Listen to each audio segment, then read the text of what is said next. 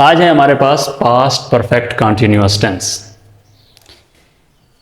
किस तरह हमने उर्दू से या हिंदी से इंग्लिश में ट्रांसलेट करना है और किस तरह एग्ज़ाम में इसकी वर्ब की ऑब्जेक्ट आती हैं, किस तरह ऑब्जेक्टिव इसकी आती हैं, किस तरह वो टेढ़ी ऑब्जेक्टिव्स बनाता है सिंस और फॉर की, तो वो सारी आज हमने इस टेंस में सीखनी है।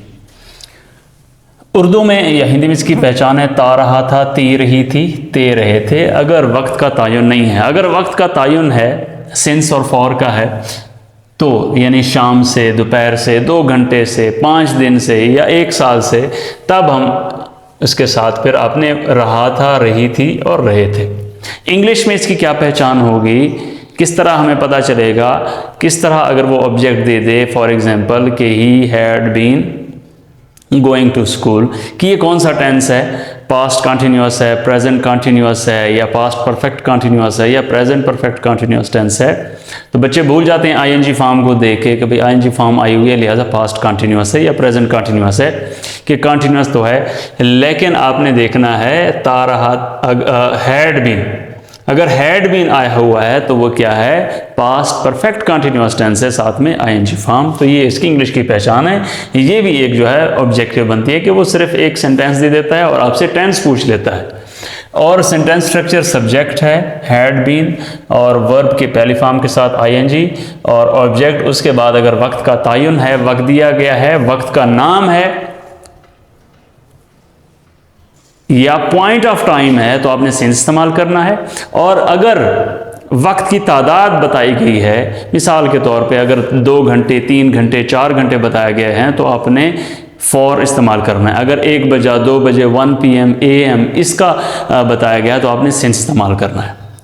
1 मंथ, 2 मंथ, 3 मंथ, 4 इस्तेमाल करना है। मंथ के नाम बताए गए हैं तो आपने सिंस इस्तेमाल करना है। मई, फेब है, जुलाई है, अगस्त है, सितंबर है, अक्टूबर है, नवंबर है, तो आपने सिंस इस्तेमाल करना है। इसी तरह 1 साल, 2 साल, कई साल फॉर इस्तेमाल करना है। साल के नाम है 1991, 1992, 1800, 2026 दे दिया गया है तो आपने सिंस का इस्तेमाल करना है।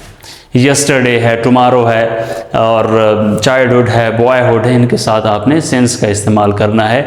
पॉइंट बताया गया, लेकिन अगर कोई तादाद बताई गई है कई घंटे से, कई मिनट से, कई सालों से, तो आपने फॉर का इस्तेमाल करना है।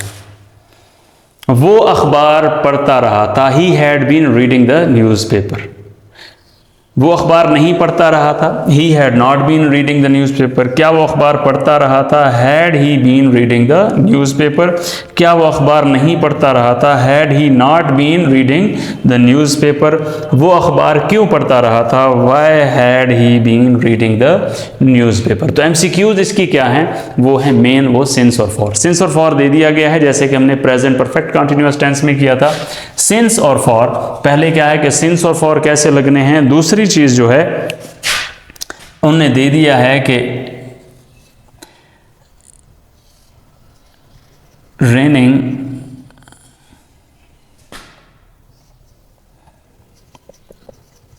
सिंस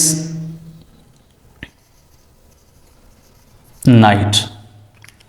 तो इसमें इसने रेनिंग दे दिया है, अब दिया है इज, बी में दे दिया है वॉज, सी में दे दिया है हैड बीन और डी में दे दिया है विल बी।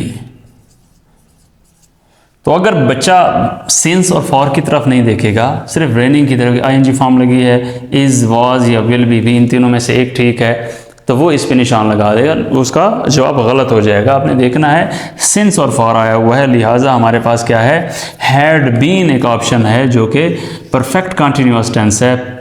तो past perfect continuous had been, तो हैज़ बीन भी होता, वो भी ठीक होता, लेकिन हमारे पास ऑप्शन अब ये ठीक है तो आपने हैड बीन लगाना है। क्या लगाना है, हैड बीन का इस्तेमाल करना है।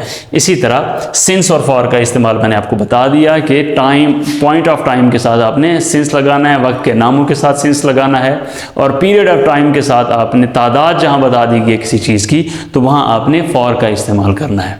Thank you.